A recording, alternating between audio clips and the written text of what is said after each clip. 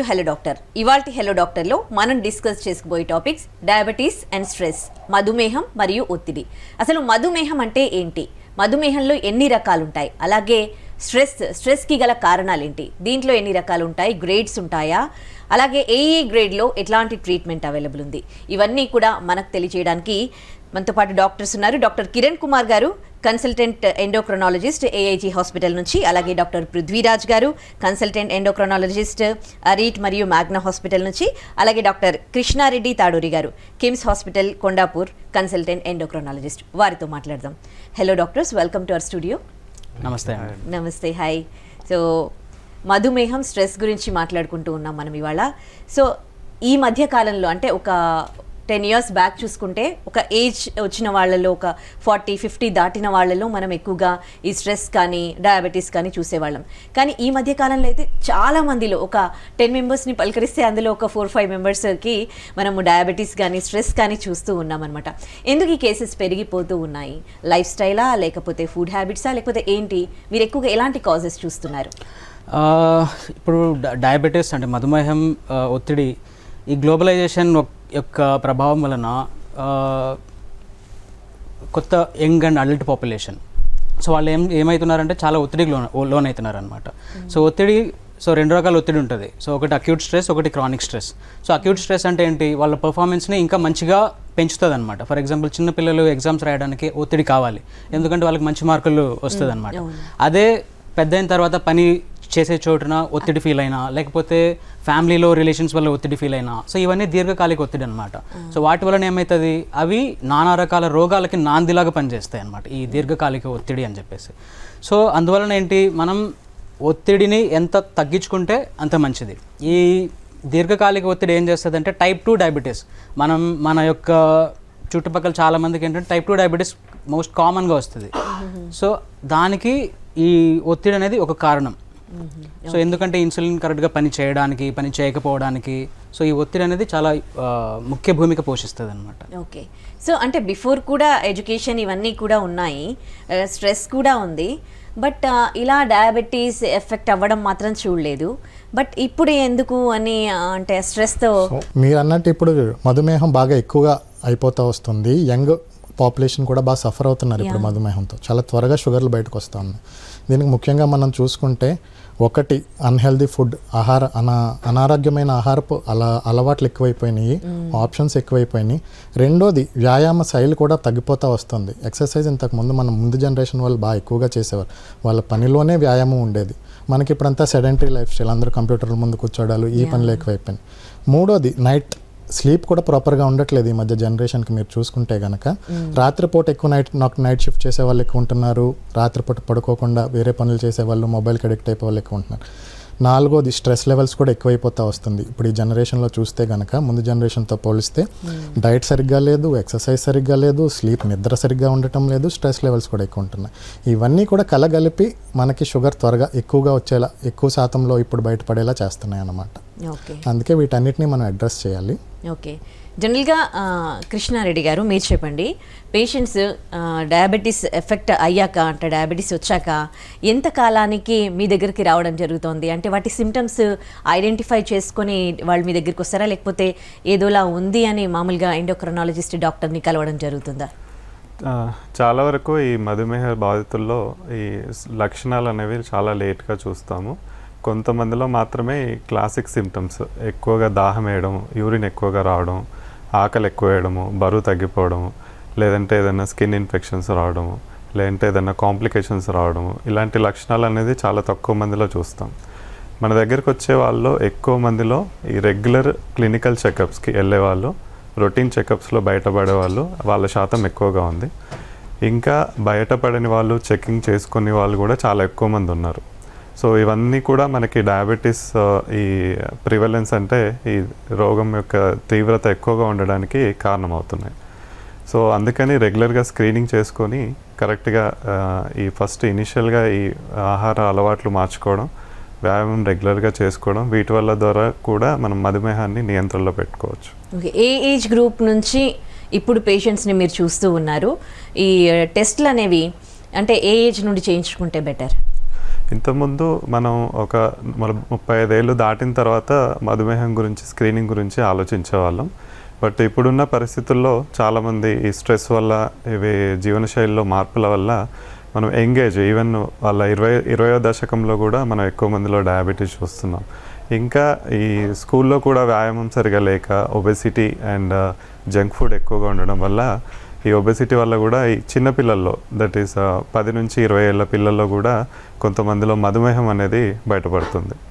ఇంతకుముందు 20 ఏళ్ళ లోపు ఓన్లీ టైప్ 1 డయాబెటీస్ మాత్రమే ఉండేది. బట్ ఈ జీవనశైలి మారడం వల్ల, వ్యాయామం తగినంతగా లేకపోవడం వల్ల ఈ 10 నుంచి 20 ఏళ్ళ పిల్లల్లో కూడా మనం ఎక్కువగా ఈ టైప్ 2 మధుమేహం అనేది చూస్తున్నాం. ఓకే, కిరణ్ గారు మీరు చెప్పండి, ఏంటి టైప్ 1 టైప్ 2 అంటున్నారు, దీని గురించి డీటెయిల్గా చెప్తారా? ఏంటి type 1 type 2? Type 1 type 2 diabetes అంటే ఏంటంటే అండి, టైప్ 1లో ప్యాంక్రియాస్ నుంచి ఇన్సులిన్ ఉత్పత్తి జరగదన్నమాట.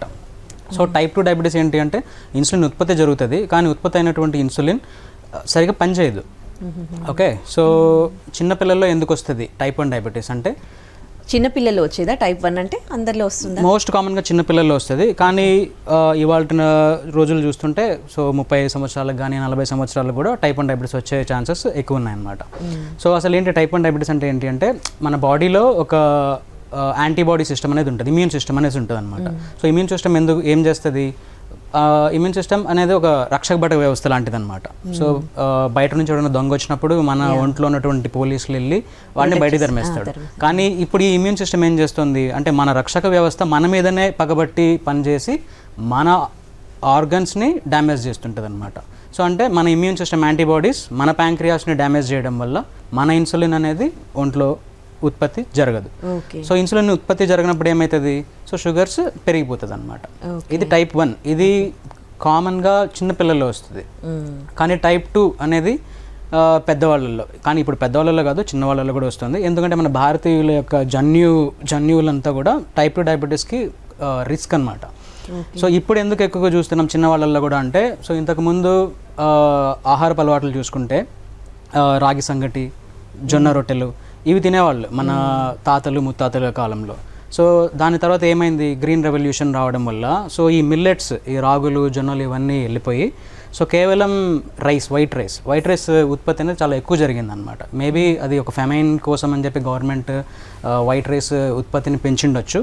కానీ అదేమైంది, సో ప్రతిరోజు మనం 3 పూటల వైట్ రైస్ తినడం కానీ ఇలా అవడం వల్ల ఎక్కువ కార్బోహైడ్రేట్స్ మన ఒంటికి అందుతున్నాయి. సో మన ఒంటికి అంత కార్బోహైడ్రేట్స్ అవసరం లేదనమాట. అంటే మనం గ్లైసెమిక్ ఇండెక్స్ అంటాము. సో వైట్ రైస్లో గ్లైసెమిక్ ఇండెక్స్ అనేది చాలా ఎక్కువ ఉంటుంది. కానీ మిల్లెట్స్ అంటే అది రాగులు జొన్నలు, వీటిల్లో గ్లైసెమిక్ ఇండెక్స్ తక్కువ ఉంటుంది. సో ఒక 2-3 జనరేషన్స్ నుంచి మన తండ్రులు నుంచి స్టార్ట్ అయ్యి ఇప్పటి జనరేషన్, మన నెక్స్ట్ జనరేషన్ కూడా ఏంటి అదే కార్బోహైడ్రేట్స్ తింటుంటాయి అనమాట. వీటితో పాటు మనం ఏం చేస్తున్నాం, రిఫైన్డ్ ఫ్లోర్స్ అంటే ఈ వీట్ ఫ్లోర్స్ని రిఫైన్ చేసి దాంట్లో గ్లైసెమిక్ ఇండెక్స్ని మరీ పెంచేసి, ఫర్ ఎగ్జాంపుల్ నూడిల్స్ తీసుకున్నారనుకోండి, నూడిల్స్లో మీకు రిఫైన్డ్ ఫ్లోర్స్ ఎక్కువ ఉంటాయి అనమాట. ఏ ఫ్రోజన్ ప్రోడక్ట్ కానీ ఏ ప్యాకేజ్డ్ ప్రోడక్ట్ తీసుకున్నా కానీ దాంట్లో రిఫైన్డ్ ఫ్లోర్స్ చాలా ఎక్కువ ఉంటాయి. ఇవన్నీ ఏం చేస్తుంది, 60 ఏళ్ళకి రావాల్సినటువంటి డయాబెటీస్ని 40 ఏళ్ళకు కుదించింది. అంటే మన ఫాదర్స్ జనరేషన్లో 60 years వచ్చేటప్పుడు మన జనరేషన్లో అది 30 yearsకి వచ్చింది. మేబీ మన నెక్స్ట్ జనరేషన్ ఏమవుతుంది, 20 yearsకి టైప్ 2 డయాబెటీస్ అనేది వస్తుంది అనమాట. సో ఈ టైప్ 2 డయాబెటీస్ అనేది యాంటీబాడీస్ వల్ల కాదు, మన తినే ఆహారపు అలవాట్లు, మన తినేటువంటి ఫుడ్ అడల్టరేషన్, అంటే బయట ఆయిల్స్ డిఫరెంట్ ఆయిల్స్ వాడతారు. సో సాచురేటెడ్ ఫుడ్స్ ఎక్కువ ఉంటాయి అనమాట ఆయిల్స్లో. సో వీటి వల్ల టైప్ 2 డయాబెటీస్ అనేది చాలా ఎక్కువ వస్తుంది, సో చిన్నపిల్లల్లో కూడా. ఓకే, సో ఇది టైప్ 2 అండ్ టైప్ 1 యొక్క డిఫరెన్సెస్. ఓకే, టైప్ 1 టైప్ 2 రెండింటికి సిమ్టమ్స్ అనేవి డిఫరెంట్గా ఉంటాయా? అండ్ టైప్ 1 వచ్చిన వాళ్ళలో మళ్ళీ అది టైప్ 2గా మారే అవకాశం ఉందా? టైప్ 2 వచ్చిన వాళ్ళలో అది టైప్ 1గా మారే అవకాశం ఉందా? లేదండి, టైప్ 1 టైప్ 2కి యాక్చువల్గా ప్యాథోజెనసిస్లోనే, అంటే అవి కిరణ్ కుమార్ గారు చెప్పినట్టు అవి రావడానికి గల కారణమే చాలా డిఫరెన్స్. టైప్ 1 అంటే మనం ఇన్సులిన్ తయారయ్యే శక్తి 100% నశించిపోతుంది మన శరీరంలో. మనం ఏం చేసినా దాన్ని వెనక్కి తిరిగి తీసుకురాలేము. వాళ్ళు ఇన్సులిన్ తప్ప ఇంకే మందులు వాడలేరు. ఇన్సులిన్ ఒక్కటే వాడాలి టైప్ 1 డయాబెటీస్.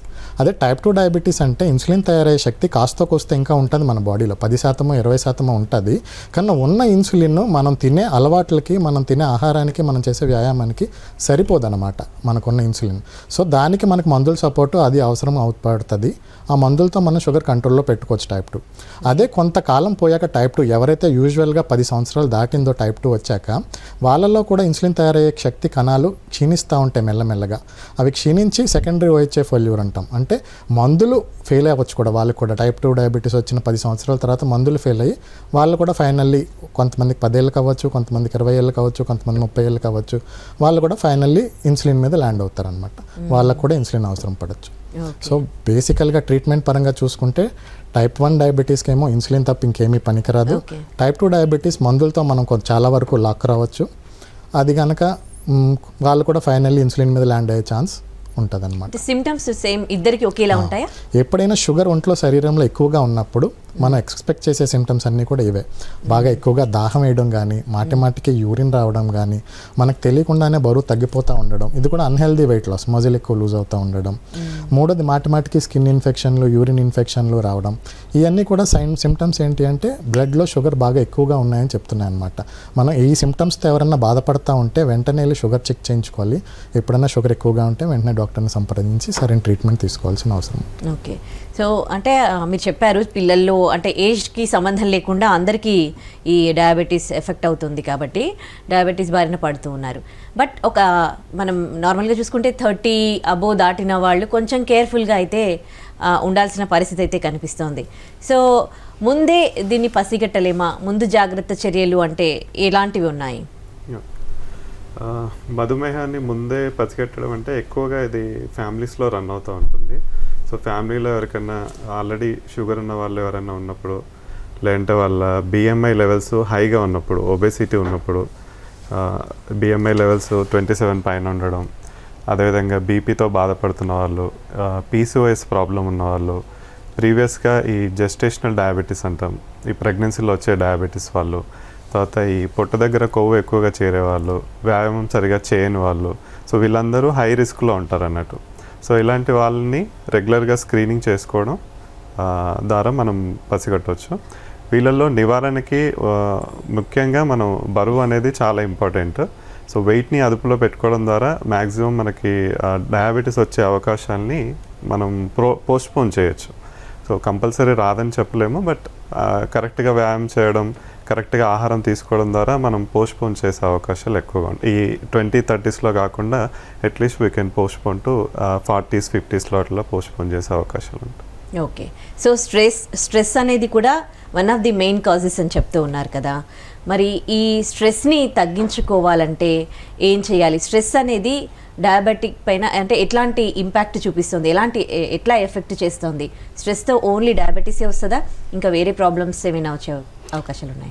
స్ట్రెస్ ఇందాకే మనం అనుకున్నట్లు దీర్ఘకాలిక ఒత్తిడి వల్ల, సో కేవలం డయాబెటీస్ వరకే కాదు, డయాబెటీస్తో పాటు మిగతా చాలా ఆర్గన్స్ ఇన్వాల్వ్ అవుతుంది అనమాట. సో ఉదాహరణకి తీసుకుంటే సో తల నుంచి కాళ్ళ వరకు ప్రతిదీ ఎఫెక్ట్ అవుతుంది స్ట్రెస్ వల్ల. ఫర్ ఎగ్జాంపుల్ ఇప్పుడు బ్రెయిన్ తీసుకున్నాం అనుకోండి. సో బ్రెయిన్లో ఏంటి మనకి మతిమరుపులు రావడం, సో నిరాశ నిస్పృహలకు లోన్ అవ్వడం. సో క్రానిక్ స్ట్రెస్ ఇలా ఉంటే ఇవన్నీ వస్తాయి. ఇది మనకి నరాలకు సంబంధించి. అదే గుండెకి సంబంధించి చూస్తే అధిక రక్తపోటు రావడం, హార్ట్ రేట్ పెరగడం, అంటే గుండె దడ, పాల్పిటేషన్స్ ఇవన్నీ రావడం అనేది జరుగుతుంది అనమాట. సో అది కాకుండా ఇమ్యూన్ సిస్టమ్, అంటే ఇందాక మనం అనుకున్నట్టు రక్షకబడ్డ వ్యవస్థ ఏమవుతుందంటే కొంచెం పని చేయడం తగ్గిపోతుంది. దానివల్ల ఏంటి ఇన్ఫెక్షన్లు ఎక్కువ రావడం, స్కిన్ ఇన్ఫెక్షన్లు కానీ, లంగ్ ఇన్ఫెక్షన్లు కానీ, యూరిన్ ఇన్ఫెక్షన్లు కానీ, సో ఇన్ఫెక్షన్లు కూడా ఎక్కువైతుంటాయి అనమాట. ఇదే కాకుండా సో స్ట్రెస్ వల్ల మన మజిల్స్ అంటే కండరాల యొక్క క్వాలిటీ తగ్గిపోతుంది. సో మయోపతీస్ అంటుంటాం. సో బోన్స్, సో ఎముకల యొక్క సాంద్రత అంటే బోన్ మినరల్ డెన్సిటీ అంటాం. సో బోన్ మినరల్ డెన్సిటీ తగ్గిపోతుంది. అలాగే అధిక కొవ్వు అంటే పొట్ట మీద కొవ్వు చేరకపోవడం వల్ల ఊబకాయము, సో అధిక బరువు, సో ఇవన్నీ వస్తుంటుంది అనమాట. ఇది కాకుండా చర్మము, నెయిల్స్, హెయిర్స్, సో హెయిర్ ఏమవుతుంది చాలా సన్నగా అయిపోతుంది. చూస్తుంటే ఎక్కువ స్ట్రెస్లో ఉండే వాళ్ళు ఏమవుతుంది, సో హెయిర్ అంటే బాగా పేలవంగా అయిపోతుంది అనమాట. సో వాళ్ళు స్కిన్ చూసారనుకోండి బాగా పేలగా అయిపోతారు. సో ఇవన్నీ ఏంటంటే స్ట్రెస్, అధిక ఒత్తిడి వల్ల వచ్చేటటువంటి కాజెస్ అనమాట. సో దీంతోపాటు మధుమేహం, ఊబకాయం అనేది ఒక్క కాంపోనెంట్ మాత్రమే. అది మాత్రమే కాకుండా చాలా ఉన్నాయన్నమాట. ఓకే. అంటే వన్స్ డయాబెటీస్ వచ్చిందనుకోండి, ఇంకా వాళ్ళు లైఫ్ లాంగ్ మెడిసిన్ వాడాల్సిందేనా? ఇప్పుడు టైప్ 1 కావచ్చు, టైప్ 1 వచ్చిందంటే ఇంక ఇన్సులిన్ తీసుకోవాలనే చెప్తూ ఉన్నారు. టైప్ 2 వచ్చిన వన్స్ ఎర్లీ స్టేజ్లో వస్తే మాత్రం దాన్ని కంప్లీట్గా క్యూర్ చేయలేమా? టైప్ 1కి అయితే క్యూర్ లేదండి. టైప్ 1 డయాబెటీస్ ఇన్సులిన్ తయారీ కణాలు మొత్తం నాశనం అయిపోవడం వల్ల వస్తుంది కాబట్టి వాళ్ళు ఇన్సులిన్ వాడాల్సిందే జీవితాంతం, ఏ మందులు పనిచేయవు. టైప్ 2 డయాబెటీస్ వరకు వచ్చి కొన్ని కండిషన్స్ ఉన్నాయి. ఎస్పెషల్లీ ఎర్లీ యంగ్ పాపులేషన్ ఎవరైతే ఉన్నారో, ఎవరైతే అధిక బరువుతో సఫర్ అవుతున్నారో వాళ్ళలో గనక మనకు ఆ వెయిట్ తగ్గించుకోగలిగితే డయాబెటీస్ ఇనీషియల్గా కంట్రోల్లో మందుల సహాయంతో కంట్రోల్లో పెట్టుకొని గ్రాడ్యువల్గా మందులు ట్యాపర్ చేసుకుంటూ మందులు లేకుండా కూడా కొన్ని సంవత్సరాలు మనం దాన్ని రివర్స్ చేయొచ్చు అనమాట. సైంటిఫిక్ వర్డ్ వచ్చేసి డయాబెటీస్ రెమిషన్ అనమాట. వాడుక లాంగ్వేజ్లో మనం డయాబెటీస్ రివర్సల్ అని తెగ వింటున్నాం కదా ఇప్పుడు. ఇదేమీ కాదు, యంగ్స్ పాపులేషన్లో ఎవరైతే టైప్ 2 డయాబెటీస్తో సఫర్ అవుతున్నారో, అంటే రీసెంట్గానే డయాబెటీస్ బయటపడింది, మధుమేహం సంవత్సరం నుంచి 5 సంవత్సరాల లోపే అయింది వాళ్ళకి మధుమేహం జబ్బు వచ్చి, అధిక బరువుతో బాధపడుతున్న వాళ్ళు, వీళ్ళకి కనుక మనం వాళ్ళ అలవాట్లు కనుక మార్చగలిగితే, ఆహారపు అలవాట్లు, వ్యాయామం అలవాట్లు, స్లీప్ హ్యాబిట్స్ ఇవన్నీ చేంజ్ చేయగలిగితే ఇనిషియల్గా మందుల సపోర్ట్తో షుగర్ కంట్రోల్లో పెట్టి గ్రాడ్యువల్గా మందులు ట్యాపర్ చేసుకుంటూ మందులు లేకుండా కూడా వాళ్ళ షుగర్ని రివర్స్ చేసే ఛాన్స్ అయితే చాలా వరకు ఉంది. ఇంకోటి ఏంటంటే చాలామంది ఇప్పుడు అంటే సోషల్ మీడియా ఫాలో అవుతున్నారు, ఏమైనా చిట్కాలు లాంటివి చేస్తూ ఉంటారు. కొంతమంది ఎర్లీ మార్నింగ్ అవర్స్లో మెంతి వాటర్ తాగడము, లేదంటే యాష్ గడ్ జ్యూస్ తాగడము, సో దాంతో కూడా కంట్రోల్ అవుతుంది అని కొంతమంది వాడుతూ ఉన్నారు. సో వీటిపైన మీరేమంటారు? అంటే వాటిలో ఫైబర్ రిలేటెడ్ డ్రింక్స్, సో మీరు చెప్పినట్లు మెంతి వాటర్ కానీ లేకపోతే జ్యూసెస్ అట్లాంటివి, సో వాటిల్లో ఫైబర్ రిలేటెడ్ ఎక్కువ ఉంది అంటే అవి ఏం చేస్తాయి, షుగర్ యొక్క అబ్జర్ప్షన్ని తగ్గిస్తుంది అనమాట. సో అలాంటి వాళ్ళకు కూడా ఉపయోగపడుతుంది అది. బట్ పర్సే వాటిని తాగడం వల్లనే షుగర్ నార్మల్గా ఉంటుంది, కంట్రోల్లో ఉంటుంది అనుకోవడం ఒక అపోహ అనమాట.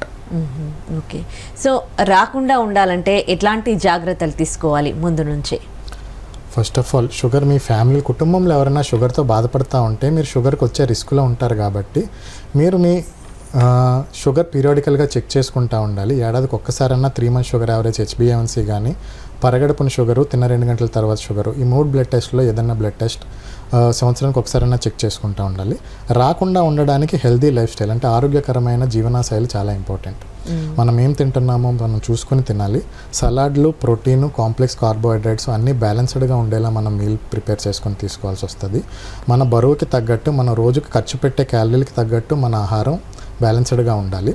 రెండోది మన వ్యాయామం, మన వయసుకి తగ్గట్టు, మన సఫర్ అవుతున్న కోమార్బిటీస్కి తగ్గట్టు మన వ్యాయామం కూడా మనకి daily minimum amount of exercise అనేది ఉండాలి. రోజుకు 1 గంటన్నా కానీ మనం ఏదో ఒక వ్యాయామం చేస్తూ ఉండాలి. మూడోది ఆరోగ్యకరమైన నిద్ర పెట్టుకోవాలి. రాత్రే అట్లీస్ట్ 7 నుంచి 8 గంటలన్నా ఆరోగ్యకరమైన నిద్ర ఉండేలా చూసుకోవాలి. ఎవరైతే స్ట్రెస్తో సఫర్ అవుతున్నారో వాళ్ళు స్ట్రెస్ కూడా కంట్రోల్లో చేసుకోవడానికి న్యాచురల్ వేస్లో మెడిటేషన్ కానీ, లేదా మ్యూజిక్ కానీ, సంథింగ్ ఏదైనా లీజర్ యాక్టివిటీ కానీ, ఎక్సర్సైజ్ కానీ, ఇలా స్ట్రెస్ కంట్రోల్, ఇలా మన హ్యాబిట్స్ అన్నీ మనం చేంజ్ చేసుకుంటా కూడా మన షుగర్ రాకుండా వీలైనంత టైం వరకు మనం పోస్ట్ పోన్ చేసుకోవడానికి అది మనకి పాసిబుల్ అవుతూ ఉంటుంది. ఓకే, సో స్ట్రెస్ కూడా అంటే మెయిన్ కాజ్ కాబట్టి, మెయిన్ స్ట్రెస్ని కంట్రోల్ చేస్తే డయాబెటీస్ వచ్చే ఛాన్సెసే లేదు కాబట్టి స్ట్రెస్కి సంబంధించి ఇట్లాంటి జాగ్రత్తలు తీసుకోవాలి కంప్లీట్గా స్ట్రెస్ తగ్గించడానికి. మీ దగ్గరికి పేషెంట్స్ వస్తూ ఉంటారుగా, ఓన్లీ స్ట్రెస్ కాజ్తో పేషెంట్స్ రావడం అనేది జరుగుతుందా? సో ఈ మధ్య అంటే యుక్త వయసులో వచ్చే డయాబెటిక్స్ పేషెంట్స్లో చాలామందిలో వాళ్ళు చెప్పే కంప్లైంట్ ఎక్కువగా పని ఒత్తిడికి గురవుతున్నాం అనేది. సో ఒత్తిడి దీర్ఘకాలికంగా మారినట్టయితే, రోజుల తరబడి ఒత్తిడి కొనసాగితే చాలా వరకు జీవక్రియల మీద ఎఫెక్ట్ ఉంటుంది. సో ఈ జీవక్రియల ఎఫెక్ట్ వల్ల అది మధుమేహం అనేది వచ్చే ఛాన్సెస్ ఉంటాయి. సో ఒత్తిడి నివారించడానికి మెయిన్గా ఫస్ట్ ఈ కెఫిన్ లాంటి ఆహార పదార్థాలు నివారించడం, తర్వాత ప్రాపర్ స్లీప్, రోజుకి ఒక 6 నుంచి 8 గంటల పాటు అన్ఇంటరప్టెడ్ స్లీప్, అది కూడా రాత్రి వేళల్లో స్లీప్ ఉన్నది ఇంపార్టెంట్. ఈ వ్యాయామం అనేది అట్లీస్ట్ రోజుకి ఒక 20 నుంచి 25 నిమిషాల పాటు మోడరేట్ ఇంటెన్సిటీ ఎక్సర్సైజ్ అంటాము. సో శరీరానికి చెమటలు పట్టడం, కొద్దిగా హార్ట్ బీట్ పెరగడం, అలాంటి రకమైన వ్యాయామం చేయాలి. ఇది అట్లీస్ట్ మనం వారంలో 5 రోజులన్నా చేయగలగాలి. అదేవిధంగా ఈ రిలాక్సేషన్ టెక్నిక్స్ అంటాము, బ్రీతింగ్ ఎక్సర్సైజెస్ కానీ, కొంచెం నడక కానీ, లేదంటే మ్యూజిక్ వినడం కానీ, సో ఇలాంటి రిలాక్సేషన్ టెక్నిక్స్, ఏదైనా బుక్ చదవడం, ఇలాంటివి ఫాలో అవుతూ ఉండాలి. తర్వాత ఈ ఎక్కువగా ఫ్రెండ్స్తో గడపడం, ఇలాంటివి కూడా ఇంపార్టెంట్. అండ్ టైం మేనేజ్మెంట్ కూడా ఇంపార్టెంట్. సో ఎక్కువ శాతం వర్క్ మీద కాకుండా వర్క్ లైఫ్ బ్యాలెన్స్ అనేది ఇంపార్టెంట్. సో మనం చేసే పని కరెక్ట్గా విభజించుకొని ఫ్యామిలీకి ఎంత టైం స్పెండ్ చేయాలి, వ్యాయామానికి పర్సనల్ టైం ఎంత స్పెండ్ చేయాలి, తర్వాత వర్క్ ఎంత టైం స్పెండ్ చేయాలి, అలాంటివి చేసుకోవాలి. ఈ పని పోస్ట్పోన్ చేయడం వల్ల కూడా ఈ పని ఒత్తిడి అనేది పెరుగుతుంది. సో టైం మేనేజ్మెంట్ ఇవి కూడా ఇంపార్టెంట్. సో వీటితో పాటు యోగా అండ్ రిలాక్సేషన్ టెక్నిక్స్ ఇవన్నీ పని ఒత్తిడిని తగ్గిస్తాయి. ఓకే, సో కార్టిసాల్ అని అంటున్నారు, అంటే కార్టిసాల్ అంటే ఏంటండి? కార్టిసోల్ అనేది ఒంట్లో అడ్రినల్ గ్లాండ్ అని ఉంటుందండి. కిడ్నీల పైన ఒక super adrenal gland, adrenal gland అంటాం అనమాట. అది కార్టిసోల్ అనే ఒక హార్మోన్ ఉత్పత్తి చేస్తుంది. ఆ కార్టిసోల్ ఏంటి, అది చాలా ఒంటికి చాలా అవసరం అనమాట. అది నార్మల్ డే టు డే యాక్టివిటీస్ని మెయింటైన్ చేయడానికి ఉపయోగపడుతుంది. కానీ అది ఎక్కువ మోతాదులో ఉన్నప్పుడు మన యొక్క శరీరాన్ని కంప్లీట్గా మన ఫంక్షన్స్ని తగ్గించేస్తుంది అనమాట. ఇందాక నేను చెప్పినట్లు ఒత్తిడి వల్ల ఏ సైడ్ ఎఫెక్ట్స్ ఉన్నాయో అవన్నీ కూడా కార్టిసోల్ ఎక్కువైనప్పుడు తగ్గిపోతుంది అనమాట. ఫర్ ఎగ్జాంపుల్ రోగ నిరోధక శక్తి తగ్గిపోవడం కానీ, లేకపోతే మెమరీ డెఫిసిట్స్ కానీ, లేకపోతే బోన్ లాస్, మజిల్ లాస్, ఇవన్నీ కూడా కార్టిసోల్ హార్మోన్ ఎక్కువైనప్పుడు వస్తుంటుంది అనమాట. సో ఎన్ని బెనిఫిట్స్ ఉన్నాయో అంతే రిస్క్ కూడా ఉంటుంది అనమాట. సో ఎక్కువ ఉండకూడదు, అలాగని చెప్పి తక్కువ ఉండకూడదు. Okay, so once diabetes attack అయ్యాక ఎటువంటి ఫాలోఅప్లో ఉండాలి? ఎవ్రీ మంత్ ఇంకా వాళ్ళు డాక్టర్ దగ్గరికి వెళ్ళి ఫాలోఅప్లో ఉండాల్సిందేనా? అలాగే డయాబెటీస్ ఉన్న వాళ్ళకి ఏమైనా గాయమైనప్పుడు తొందరగా తగ్గకపోవడానికి చూస్తూ ఉంటారా? మధుమేహంతో సఫర్ అవుతున్న వాళ్ళు వాళ్ళ షుగర్ కంట్రోల్ని బట్టి వాళ్ళ డాక్టర్ వాళ్ళని నెల రోజుల తర్వాత రమ్మనొచ్చు. షుగర్ బాగా కంట్రోల్లో ఉంటే 3 నెలల తర్వాత కూడా రమ్మనొచ్చు. సో అది ఒక పేషెంట్ నుంచి ఇంకో పేషెంట్ వరకు డిఫరెన్స్ ఉంటుంది అనమాట. షుగర్ కంట్రోల్ మీద ఎక్కువ డిపెండ్ అయి ఉంటుంది. అది మీ షుగర్ యాక్చువల్లీ కంట్రోల్గా ఉంటే మీరు 3 నెలల తర్వాత 6 నెలల తర్వాత కూడా మిమ్మల్ని రమ్మనొచ్చు. ఒకవేళ అన్కంట్రోల్ ఎక్కువగా ఉంటే కనుక, షుగర్ కంట్రోల్లో లేకపోతే కనుక ఏమన్నా గాయం తగిలినా హీలింగ్ అనేది బాగా దెబ్బతింటుంది. నార్మల్ మనిషిలో హీలింగ్ ప్రాసెస్ అనేది ఒక టైం స్పాన్లో జరుగుతుంది. డయాబెటీస్ పేషెంట్స్ ఎవరైతే షుగర్ కంట్రోల్లో లేదో ఆ హీలింగ్ ప్రాసెస్ అనేది బాగా డిలే అయ్యే ఛాన్స్ ఉంటుంది. రెండోది, డయాబెటిక్ పేషెంట్లు ఇన్ఫెక్షన్కి బాగా వచ్చే రిస్కులు ఎక్కువగా ఉంటారు. సో ఏమన్నా గాయమైనా కూడా వాళ్ళు చాలా జాగ్రత్తలు తీసుకోవాల్సి ఉంటుంది. ఇమీడియట్గా డాక్టర్ హెల్ప్ తీసుకోవాల్సి ఉంటుంది. ఒకవేళ ఏమైనా ఇన్ఫెక్షన్ రాకుండా అవసరమైతే యాంటీబయాటిక్స్ కూడా వాడాల్సిన అవసరం రావచ్చు. వాళ్ళ సైడ్ నుంచి వాళ్ళు చేయగలిగిందల్లా స్ట్రిక్ట్ షుగర్ కంట్రోల్ పెట్టుకోవడం, డాక్టర్ చెప్పినట్టు డైలీ డ్రెస్సింగ్ కానీ, ఇన్ఫెక్షన్కి సంబంధించిన మందులు కానీ వాడుకోవడం.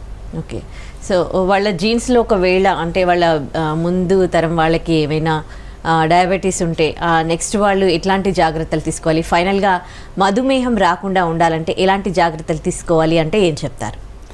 సో ముఖ్యంగా ఆహారం, వ్యాయామం ప్లస్ ఈ ఒబేసిటీ అనేది చాలా ఎపిడమిక్గా పెరిగిపోయింది.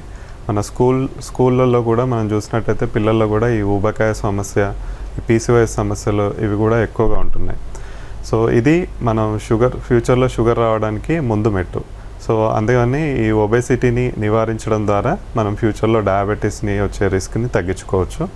ఒబేసిటీని తగ్గించాలంటే వ్యాయామం చేయడం, ఈ ఆహారపు అలవాట్లు మనం డిస్కస్ చేసినట్టుగా ఆహారపు అలవాట్లు మార్చుకోవడం, జంక్ ఫుడ్ అది అవాయిడ్ చేయడం, ప్రాపర్గా స్లీప్, తర్వాత స్ట్రెస్ మేనేజ్మెంట్, ఇవన్నీ కూడా ఈ ఫ్యూచర్లో డయాబెటీస్ రాకుండా మనం కాపాడుకోవచ్చు.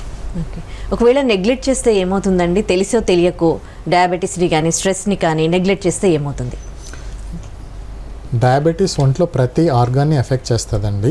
డయాబెటీస్ కనుక కంట్రోల్లో లేకపోతే కనుక మన కళ్ళు డ్యామేజ్ అయ్యే ఛాన్స్ ఉంటుంది, కిడ్నీ డ్యామేజ్ అయ్యే ఛాన్స్ ఉంటుంది, త్వరగా బీపీ ప్రాబ్లంలో, రక్తపోటు ప్రాబ్లంలో, హార్ట్ అటాక్లు వచ్చే ఛాన్స్ ఉంటుంది, పక్షపాతం వచ్చే రిస్కులో ఉంటారు షుగర్ కంట్రోల్లో లేకపోతే కనుక. షుగర్ వల్ల నరాల దెబ్బతిని న్యూరోపతి అనే ప్రాబ్లంతో సఫర్ అయ్యే ఛాన్స్ ఉంటారు.